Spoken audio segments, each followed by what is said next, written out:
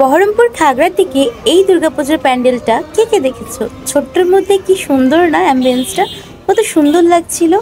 আমিও চলে গেছিলাম, আমি কেন ব্যতিক্রম যাই, আমিও চলে গেছিলাম এই পুজোর মণ্ডপটি দেখতে। খুব সুন্দর লাগছিল, ছোট্টর মধ্যে ওয়েল মানে সাজানো ছিল, খুব ভালো লাগছিল।